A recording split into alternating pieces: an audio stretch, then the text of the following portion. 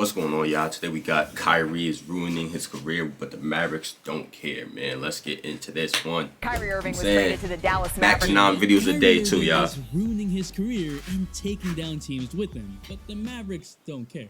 Luka demanded help and the Mavs delivered for half a season because Kyrie's contract ends this season. Yeah, the Mavericks trade Dinwiddie, Dorothy Smith, 1 first-round pick, 2 second-round picks for a rental. And they're not even hiding it. With Kyrie, all you get is uncertainty. Uncertainty about him playing games. Uncertainty on if he'll create distractions off the court. I mean, the entire Nets organization was caught off guard, including KD. The Nets were playing well, went 17-2 before KD got hurt and looked like they were figuring it out. Kyrie even said he would never leave number 7, and then all of a sudden, as KD's about to come back, he demands a trade? Add that comment to the list of lies Kyrie has stated about staying. Actually, I wouldn't call them lies. I would call it fickle-mindedness, which leads to uncertainty. Especially since Kyrie is likely to be your second best player on a championship level team.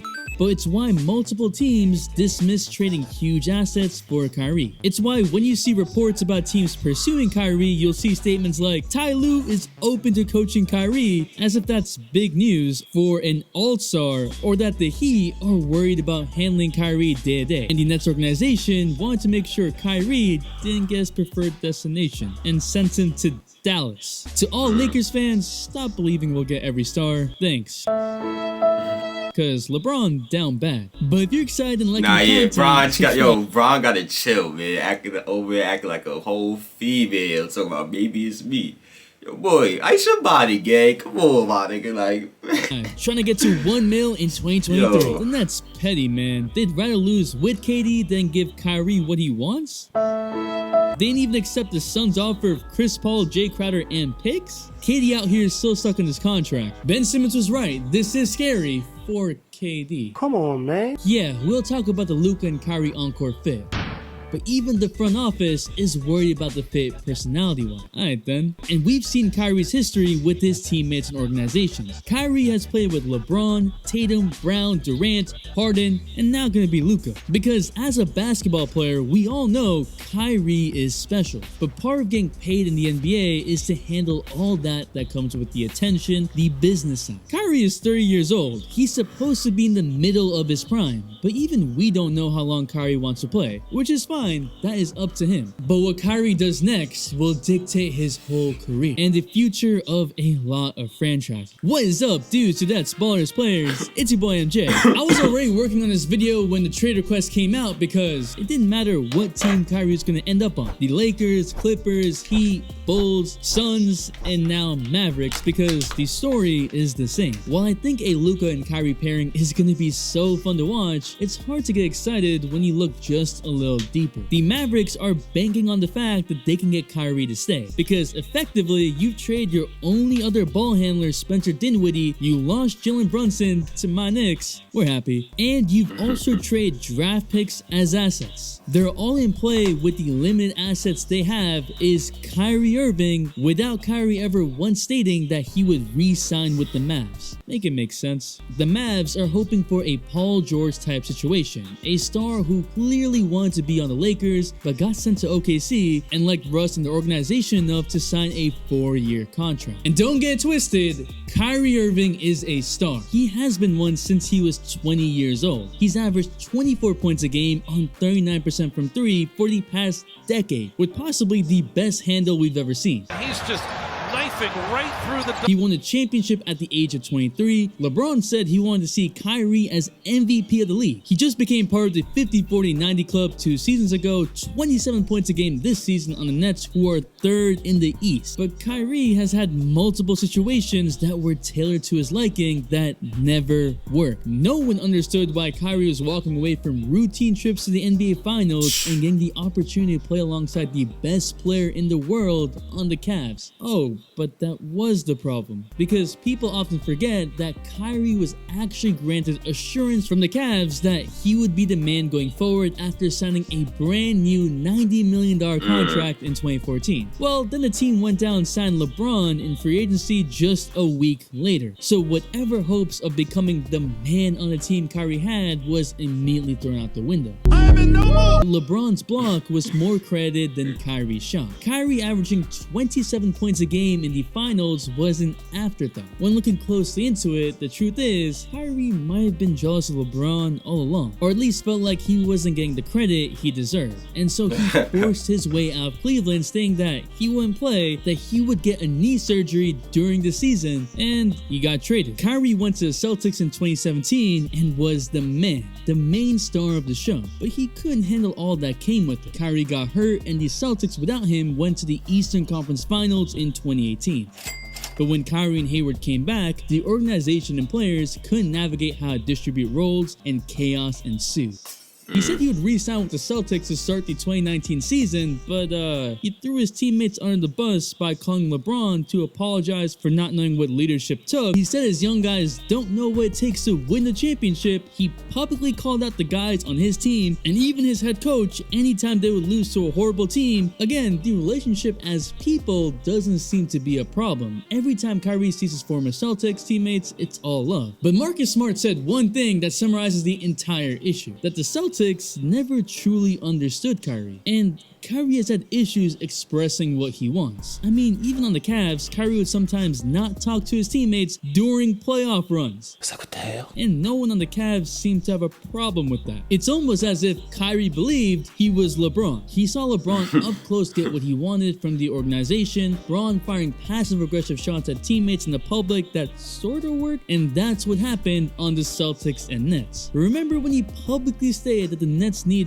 1 to 2 more pieces? It's pretty glaring that we need, 1 more piece or 2 more pieces that will complement myself. Nice. Nets have been holding their breath since 2019. Locker rooms be chaotic. Kyrie, Kyrie said that the Nets didn't even need a coach. What? You can't make this up. Contrary to belief, Kyrie has remained available, playing 88% of his games in the season before COVID and around 75% of games in the seasons before that. But Kyrie has taken it one step further by simply refusing to play, especially when a team desperately needs him. And no, I'm not talking about the vaccine mandates because that's a once-in-a-century type of global situation, but those other games that Kyrie is out for personal reasons, like a 7-game absence because he needed a break, nearly 10% of games in a regular season, or a game here, that's inexcusable. Or even his polarizing comments that lead to more consequences. I stand for being able to say what you want, but as a person of influence, it is your responsibility to effectively communicate. Is it fair?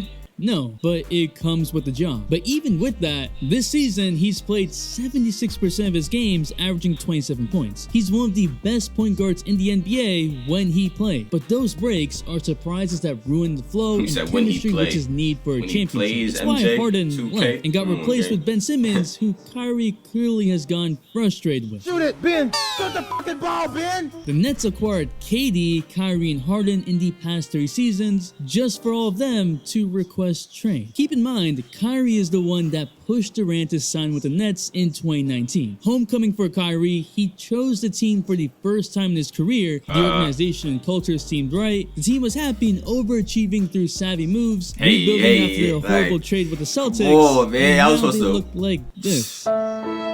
And this trade request only adds to the list of decisions that make him the most confusing basketball player ever. Now, Luka hasn't really dealt with a high-maintenance player and has been pretty low-key himself for being an MVP candidate at 23 years old. He's just as old as Kyrie was when Kyrie first played with LeBron. But we've seen Luka get frustrated over and over again on the court, and the Mavericks can't afford losing a generational talent, especially since they struggle with attracting anyone in free agency. Now, Luka is signed on for 5 more years, but let's take a second and think about that on-court fit. Luka has the 5th highest usage in the past decade. He's scoring 80% of his field goals unassisted and putting up 2K numbers, averaging 33.4 points, 8.9 rebounds, and 8.2 assists. He's in much better shape, on pace to have his most dunks in a season, and the Mavericks literally can't do anything without him. What is that?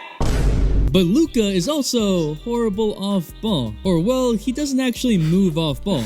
And Kyrie is a point guard who thrives with the ball in his hand. Irving pulls it back. But of course, we've seen Kyrie play off-ball at the biggest stage with LeBron. And while LeBron is a similar comparison to Luka, so far in Luka's career, we have seen him not just only do everything, but also dominate the ball. Of the past 6 seasons, Luka has 2 of the highest average times of possessions in the league. But those glaring issues subside the moment you realize that Luka finally has a guy that can create his own shot and is a star. The Mavericks offense has the highest isolation offensive frequency because their offense is literally running through Luka, and if Luka sits, run the same isolation offense through Dinwiddie. Kyrie without Kevin Durant has been able to lead the Nets to a 116 offensive rating, easily better than anything the Mavericks do without Luka. Nothing against Dinwiddie, I like his game and I think he'll thrive with the Nets again, but Kyrie demands more attention and spaces the floor significantly more. But that also means the Mavs are going to struggle defensively. Luka, Kyrie, and losing Dorian Finney-Smith, the Mavericks are already 24th in defensive rating. It's GG's.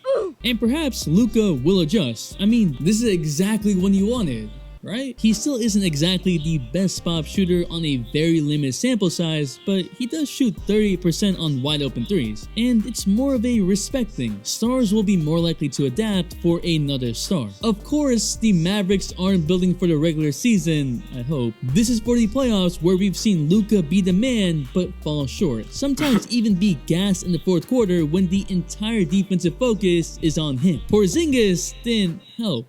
Boy, ain't no way, boy. The Mavericks are most likely going to run Kyrie as a shooting guard, similar to what the Nets did with Harden and Kyrie sharing minutes. Let the playmaker continue to playmake and let the scorer get better looks. I mean, y'all were saying Luka and Harden are the same, right? But I'm gonna be honest, I have no idea how Jason Kidd is gonna design an offense. He has more pieces to work with now, but from what we've seen, his offense is literally give the ball to one player and get out of the way. Reminds me of another coach. Yeah, Steve Nash, who felt like he had no option but to play Kevin Durant 40 plus minutes. That sounds familiar to Kidd. Well, damn. Now the Mavericks are confident that Jason Kidd will figure it out, and we've seen the revitalization of the Nets under Vaughn. The team began to run more offensive sets that weren't just isos. The team began to trust each other, and the Nets were on their way to becoming the best team in the East before KD went down. Which leads to a really interesting question. Why did Kyrie request a trade? Was it because he wasn't the main guy? Was it because of the Nets' demand list after Kyrie refused to apologize for his comments? Because the Nets were as close to a perfect situation as he could have gotten. Kyrie's called Kevin Durant his best friend.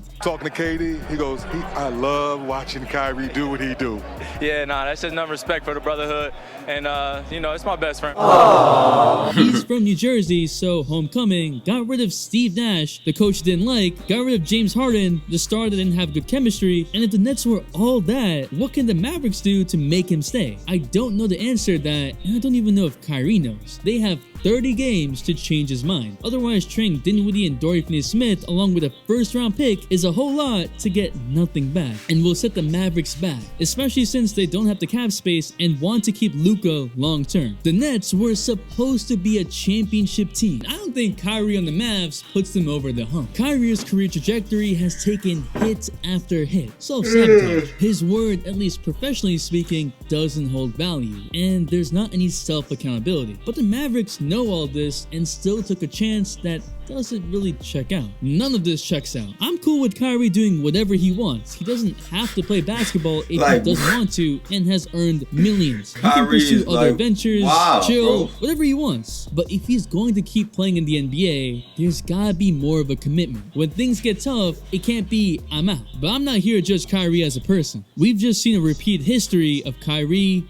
bailing, and he might do that with the Mavs again. The all-day notification watch out goes to an OG day one. And that's the end of this one, y'all. Yeah, Kyrie out here just, that boy never happy. But he's never happy. Like, I don't know what's wrong with him. You know, never happy with the situation, man. You gotta be grateful. Man, you gotta be grateful, man. But if you guys enjoyed this reaction, make sure you click on the last reaction on your screen right now. Turn on post notifications. Links in the description, man. And I'm out of here.